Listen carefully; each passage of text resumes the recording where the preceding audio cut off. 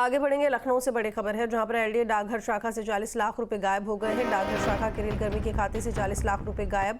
मामले की जांच में 3 सदस्यीय समिति गठित की गई है। 5 कर्मचारी शक के दायरे में हैं। तो बता दें कि लखनऊ से इस वक्त की ये बड़ी खबर, जहां पर एलडीए डाकघर शाखा से 40 लाख रुपए गायब हो गए हैं। तो बता दें आपको कि डाकघर शाखा के रेलकर्मी के खाते से 40 लाख रुपए गायब हुए हैं और मामले की जांच के लिए 3 सदस्यीय समिति गठित की गई है। 5 कर्मचारी शक के दायरे में। तो निखिल हमारे साथ में लाइव जुड़े हुए हैं खबर पर जानकारी के लिए। निखिल, बताया जा रहा है कि एलडीए डाकघर शाखा से 40 लाख रुपए गायब हो गए हैं किसी रेलकर्मी के खाते से। क्या जानकारी मामले को लेकर?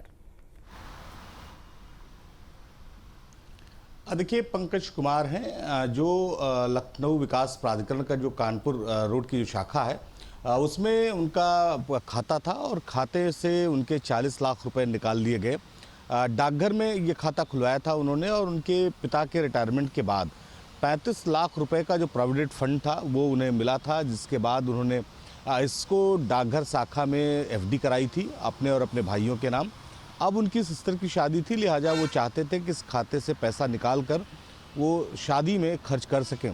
जब वो डाकघर शाखा पहुँचे तो वहाँ उन्हें बताया गया कि उनकी एफडी बंद कर दी गई है, बंद हो चुकी है। जिसके बाद उन्होंने इस पर हैरानी जताई और जब खाते की जांच शुरू हुई तो पता चला कि उनके जो खाते के पैसे 40 लाख रुपए थे जो एफडी के ब्याज समेत, वो जो है फोर्जरी के तरीके से निकाल लिए गए हैं, जिसकी शिकायत उन्होंने डाकघर शाखा में की। और उसके बाद वहाँ पर एक कमेटी गठित की गई है। वो कमेटी इस बात की जांच करेगी कि आखिर ये पैसा किन परिस्थितियों में निकाला, किन लोगों ने निकाला और निकालते वक्त जो उन लोगों ने आईडी दी वो आखिर क्या थी, ताकि उनकी पहचान की जा सके। इसके साथ ही पंकज कुमार के जो जांच के नमूने थे वो भी फॉरेंसिक जांच के लिए, और जिन खातों से जब पैसे निकाले गए थे, जिन बाउचरों से, उसके जो जांच के जो सिग्नेचर थे उनके जांच के जो है वो नमूने जो है जांच के लिए फॉरेंसिक लैब भेज दिए गए हैं और वहाँ से इस बात की तस्दीक हो पाएगी खाते से पैसा किसने निकाला।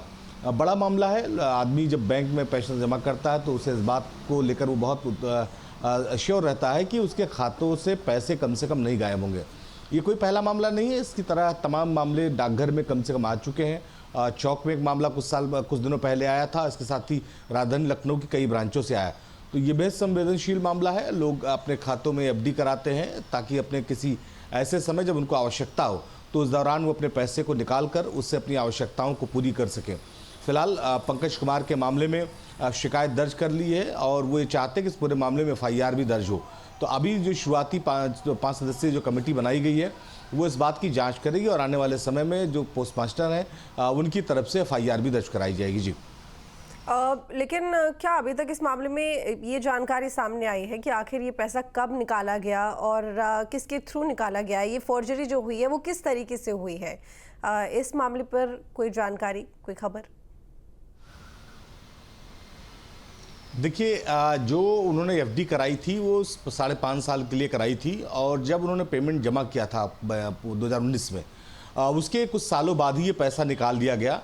और शायद यही वजह है कि पंकज कुमार को ये बात पता भी नहीं चल पाई कि उनके खाते से पैसे कब निकल गए।